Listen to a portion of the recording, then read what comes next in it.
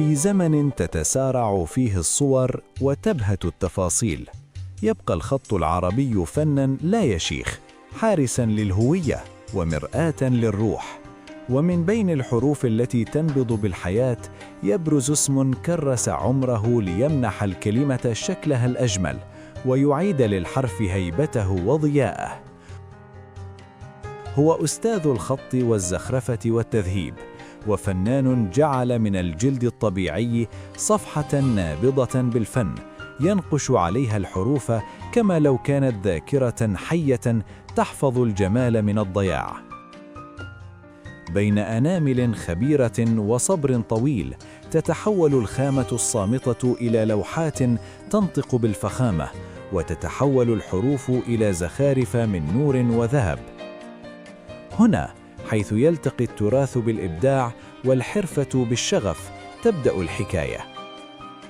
ولد الخطاط طالب أحمد بكر العزاوي في مدينة الموصل عام 1948.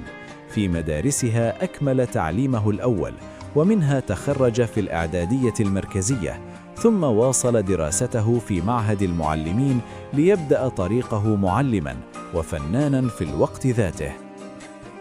لكن الشرف الحقيقي قاده إلى عوالم الخط العربي، حيث تتلمذ على يد شيخ الخطاطين في الموصل الأستاذ يوسف ذنون، فتعلم أصول الحرف وتشرب أسرار الجمال الأولى. في سبعينيات القرن الماضي شارك في دورة تخصصية بالأشغال اليدوية أقامتها اليونسكو في بغداد، لتفتح أمامه آفاقاً جديدة في الفن التطبيقي.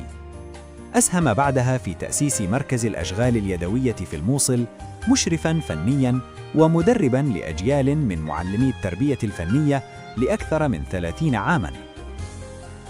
نال إجازته في الخط العربي من الخطاط الكبير حامد الآمدي عام 1980، وهي شهادة لا تمنح إلا للقلة المتمكنة. كما حصل على شهادة متخصصة في حفر وزخرفة الجلود الطبيعية قبل أن يواصل رحلته إلى إسطنبول في زمالة تدريبية بجامعة مرمرة، متعمقاً في فنون الزخرفة والتذهيب بأسلوب عثماني فخم. في تجربة طالب العزاوي لا يكون الجلد الطبيعي خامة صامتة، بل صفحة حية. بأدوات دقيقة وصبر طويل تتحول القطعة إلى عمل فني نابض تتجاور فيه الحروف مع الزخارف، ويلتقي الذهب مع اللون والخط. هنا لا يكتب الحرف فقط، بل ينقش، ولا ترسم الزخرفة فقط، بل تضاء بالتذهيب، لتصبح اللوحة قطعة فنية تجمع بين الحرفة والتراث والابتكار.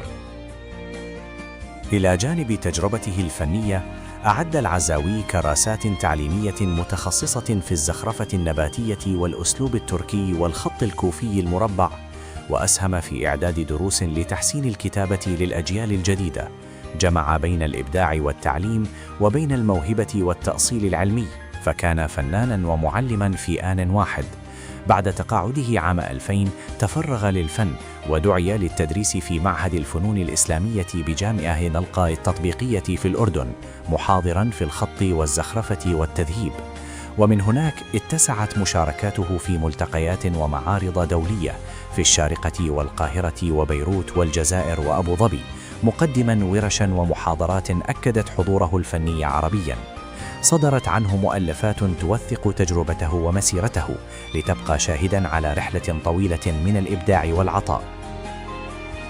صدر له مؤخراً كتاب مبادئ الزخرفة النباتية، التوريق، الهتاي. في زمن سريع التبدل يبقى الفن الحقيقي أوأم يقاوم يسيعم، وهكذا يواصل طالب العزاوي رحلته مع الحرف، يكتب ويزخرف وينقش الجمال على الجلد والذاكرة معا.